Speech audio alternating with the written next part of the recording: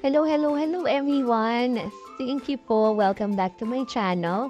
So, samahan niyo naman po ako ngayong magluto ng chicken caldereta. So, ayan po, chicken po muna tayo ngayon dahil medyo mahal ang pork. Kaya, again, samahan niyo po akong magluto at ito po ang ating mga kailangan. Siyempre, kailangan po natin ng chicken. So, siguro halagang 150 pesos yan. Kailangan natin ng sibuyas at bawang, isang carrot, at syempre, kailangan din natin ng patatas. So, 3 pirasong patatas yan. At kailangan din natin syempre ng caldereta mix at liver spread. So, simulan na natin. So, sa pan, painitin lang natin siya ng bahagya. So, ayan na, painitin na natin siya. Medyo mahal kasi ang pork ngayon, kaya din muna tayo sa chicken. So, pag mainit na ang ating chicken, na nilagyan na natin siya ng konting asin at paminta para kahit papano, may konting lasa na po siya. So, lalagyan na po natin siya ng oil. So, lagay na po natin yung cooking oil sa pan. Spread lang po natin.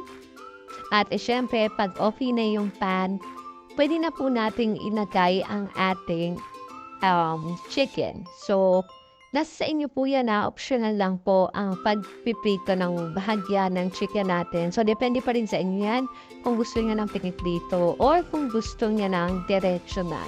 So, ako po mas prefer ko kasi yung piniprito muna ang chicken para kahit papano meron siyang konting brown at saka iba yung lasa niya pag piniprito siya kesa sa ginigisa na agad. So, ayan.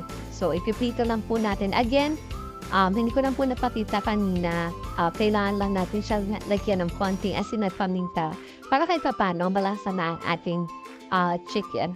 So, ilagay lang po natin yung ating mga chicken kanina. I-golden brown lang po natin siya. Actually, kahit hindi siya golden brown, fry lang natin siya ng mga 1 to 2 minutes, okay na yon. Basta mag-brown lang siya ng konti sa outer, sa labas.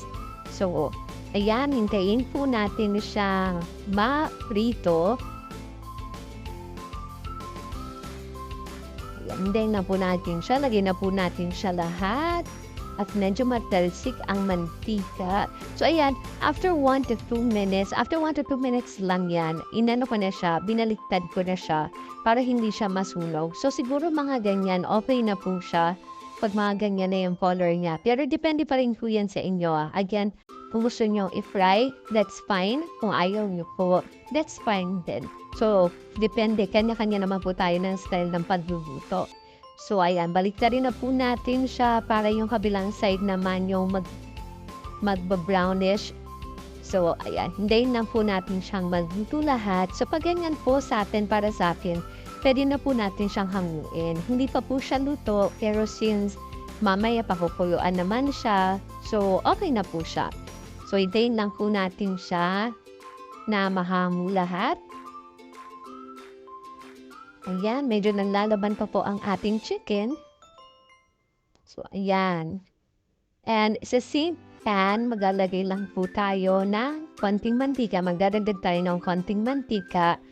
Hindi ko na po pinalitan yung pan para po andun pa rin yung lasa. At ilalagay na po natin ang ating patatas at carrots. Yung patatas at carrots po, nilagyan ko rin siya ng konting asin at paminta para kahit papano, may lasa na rin siya. So later on, konting asin at paminta na lang yung ilalagay natin. So ayan, may lasa na siya. Lalagay lang natin siya lahat.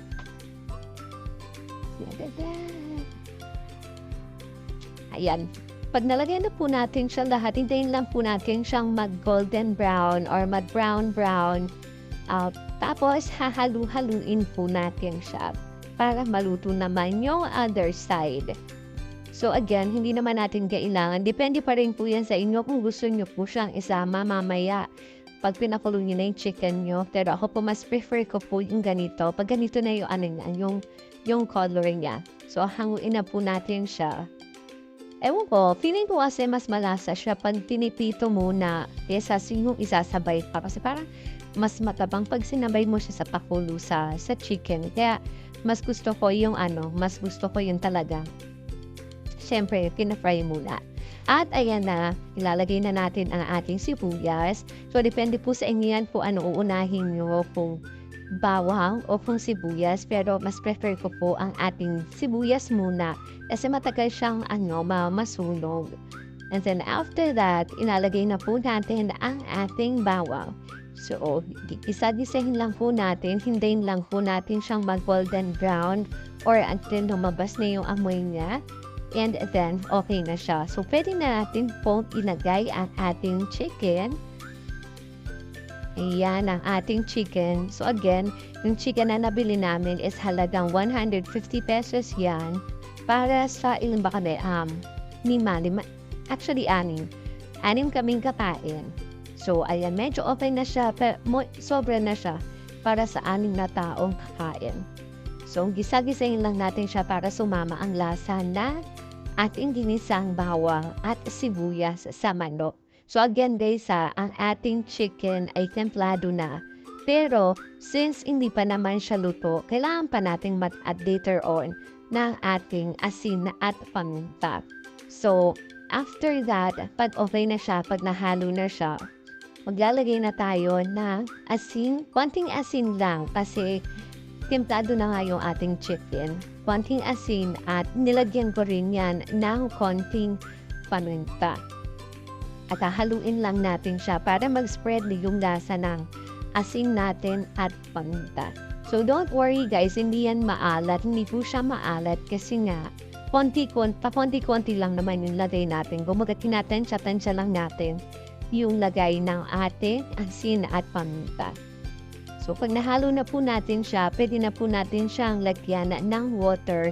So sa part na to, papukuluan at palalambutin na po natin ang ating mayo. So mag-a-add lang po tayo ng konti pang water. Konting-konti pang water. Ayan. Pag nakapag-add na po tayo ng water, syempre, since palalambutin natin ang ating chicken, ay kailangan po nating takpan. So, tatakpan po natin siya. So, siguro dito after 10 minutes, ayan na siya. So, kumukulo na siya. Hahaluin lang po natin siya ng konti at ilalagay na natin ang ating liver spread. At hindi ko pala nasabi sa inyo kanina guys, meron din pala siyang, nilagyan ko rin siya ng peanut butter. Since meron naman kami peanut butter, nilagyan ko rin siya ng konting peanut butter. So ilalagay na natin siya ngayon kasi para mag-spread na yung lasa niya, para kumapit na yung lasa ng peanut butter at ng ating liver spread sa ating chicken. So actually, ang ano naman ng peanut butter is para lang mapalapot yung sabaw ng ating caldereta. So haluin lang natin siya, and then after that, after po natin nahalo at nag-spread na po ang kanyang lasa ng liver spread at lasa ng ating peanut butter, syempre kailangan po natin siyang takpan ulit. So tatakpan po natin siya ulit. So, ayan na. So, tatakpan po natin siya ulit. And then, after siguro 2 to 3 minutes, silip-silipin nyo lang siya. Pag ganyan na siya, pwede na nating ilagay ang ating Knorr cubes chicken. Para syempre, mas lasang-lasa natin ang ating chicken na caldereta. So, haluin lang natin siya. Tutunawin lang natin siya. Kailangan lang natin i-spread or haluin para mag-spread yung lasa niya. And then, after that, kailangan po natin siyang takpan ulit. At pakuluan kasi hindi pa masyadong malambot para sa akin yung chicken natin. So, tatakpan po natin siya ulit after po natin siyang haluin. So, after that, pag ganyan na po yung kulo niya, ayan, pwede na natin ilagay syempre ang ating carrots at ang ating patatas. So, palalambutin na rin po natin ang ating carrots at ang ating patatas. Though yung chicken natin, medyo okay na siya, medyo malambot na siya, pero gusto ko pa rin talaga yung sobrang lambot ng chicken. So, pag nalagay na natin ang ating carrots at patatas, hintayin lang natin siyang lumambot. So, ang gagawin natin, syempre, ay kailangan natin siya ulit takpan. So, tatakpan natin siya, and then, syempre, titikman natin. So, tingnan natin kung ano yung mga kulang pa para makapagdagdag tayo. So, after 2 to 3 minutes, 2 to 3 minutes again, yan, i-open na natin siya ulit. Tingnan natin kung okay na ang ating patatas at ang ating carrots. So, since kanina tinikman ko siya, medyo matabang-tabang pa siya for me, ang gagawin natin, mag-a-add lang tayo ng konting asin lang. So, dagdagan lang natin siya ng konting salt, and then, pagkadagdag natin ng konting salt, ay hahalu-haluin lang natin siya ng konti. So, ayan, check natin yung ating patatas kung okay na siya. So, medyo matigas pa siya, kaya ang gagawin natin, after nating lagyan ng salt, ay kailangan ulit natin siyang takpan. So, takpan lang natin siya. And again, later mag-a-add tayo, makita niya na mag-a-add tayo ng konting salt kasi nga medyo matabang siya. For me, natatabangan pa ako. So, ayan na. Medyo gumaganda na yung kulay niya at yung medyo lumalapot na siya. So, takpan muna natin siya, guys. So, let's wait like 1 to 2 minutes or 2 to 3 minutes. And then, after that, after 2 to 3 minutes, pwede na natin, or actually, it's like a minute na kailangan natin hintayin. Kasi, pwede na natin ilagay ang ating, ayan, kalalagay ko pa lang na salt. Kasi after that, after 1 minute, pwede na natin ilagay ang ating Mamacita caldereta mix. Actually, caldereta mix yung ginamit ko, guys, kasi pamadalian lang ko naluto. Normally, ang ginagamit ko talaga is tomato sauce and tomato paste. Pero since nagmamadali ako magluto na yan dahil nga may pasok ang mga bata, kaya caldereta mix na lang yung ginamit ko. Pero okay din naman siya. Mas gusto ko lang talaga yung lasa ng ng tomato sauce kasi may konti siyang asin. Pero carry naman. Masarap din naman yung caldereta mix ng Mamacita. Hindi po siya sponsored. Pero, yun, pagpamadalian, caldereta mix ng Mamacita, okay na siya. So, nalagay na po natin ang ating caldereta mix. Pampaganda rin po ng kulay, guys, itong caldereta mix na to. So, haluin lang natin siya. Haluin lang natin siya hanggang sa mag-spread na yung powder and pag ganyan na yung color niya. So, malapit na tayong matapos, guys. Ayan. Ano-ano lang natin siya. So, hintayin lang natin yung ating caldereta mix na mag-spread lahat. So, tapan lang po natin siya ng mga 1 to 2 minutes. After that, pwede na natin siyang buksan. So, makikita niyo yung color and consistency ng ating chicken caldereta.